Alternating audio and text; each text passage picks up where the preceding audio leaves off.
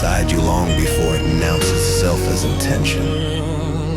A subtle but undeniable pressure accumulating beneath habit and routine. Where the body begins correcting its own posture in response to a misalignment that thought is tolerated for far too long. It is not ambition that stirs first, nor optimism, nor belief in outcome, but a structural discomfort caused by remaining compressed inside a life that no longer matches the scale of your internal architecture. This sensation does not arrive as fear or excitement, but as calibration, a quiet reconfiguration of internal forces, recognizing that expansion is no longer optional.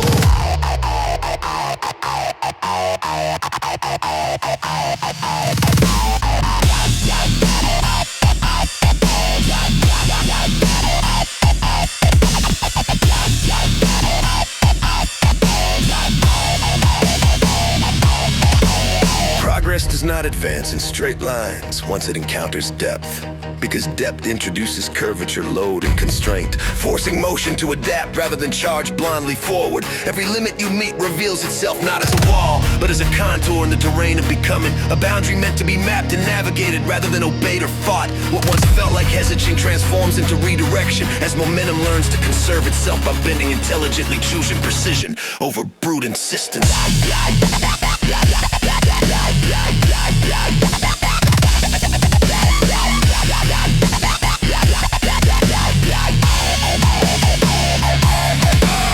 Eventually, you arrive at the point where effort intersects truth, where endurance is no longer fueled by stubbornness, but by a clear-eyed recognition of what must be carried. If the structure is to remain standing under increased demand, this is where weight becomes clarifying instead of crushing, where responsibility sharpens alignment rather than dulling resolve, and strength is measured by the accuracy with which burden is assumed. The system updates its internal logic accordingly.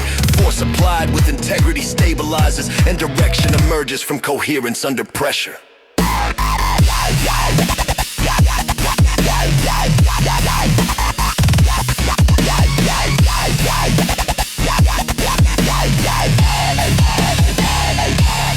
At a certain threshold, something settles into place without spectacle, not as control imposed from above, but as authority arising from within the structure itself. Distraction loses its leverage, external approval ceases to register as a prerequisite, and doubt finds no remaining interface through which to intervene. This is not rigidity, nor dominance, nor defiance. It is authorship, the capacity to inhabit decisions fully without retreating under resistance. As coherence increases, remnants of older configurations attempt to persist. Outdated narratives, inherited ceilings, reflexive comparisons that once served protection but now generate drag. They surface briefly and exhaust themselves, unable to sustain relevance within the new operational framework. Regret completes its cycle, and the past relinquishes authority once it is no longer required to explain the present. Signal clarity improves through elimination of interference. What follows acceleration is not collapse, but compression. A deliberate stillness where motion pauses, because every component is aligned and awaiting release. In this suspension, you recognize that what once felt like brokenness was in fact overbracing, a structure holding itself rigid long after the threat had passed. The realization authorizes the removal of unnecessary reinforcement, allowing stored potential to redistribute naturally. You re-enter engagement without performance or defense, no longer managing perception or rehearsing justification for the space you occupy. Awareness sharpens, response becomes immediate rather than reactive, and presence settles into the body as fact. This is not confidence built from affirmation, but congruence established through alignment, the stability of a system no longer divided against itself. Predictive safeguards attempt to reassert themselves out of habit rather than necessity, but find no structural support within the revised architecture. Fear is reassigned as information rather than command. Discomfort reclassified as signal rather than stop condition. What once prevented harm is released and replaced by mechanisms capable of sustaining contact without collapse. The system remains intact under load because it is accurate. Predictive safeguards attempt to reassert themselves out of habit rather than necessity, but find a source of support within the well-marked architecture. Fear is reassigned as informations rather than command. Discomfort reclassified as signal rather than stop condition. What once prevented harm is released and replaced by mechanisms capable of sustaining cut without collapse. The system remains intact under load because it is accurate. configuration that persists when self-evacuation is no longer part of the design.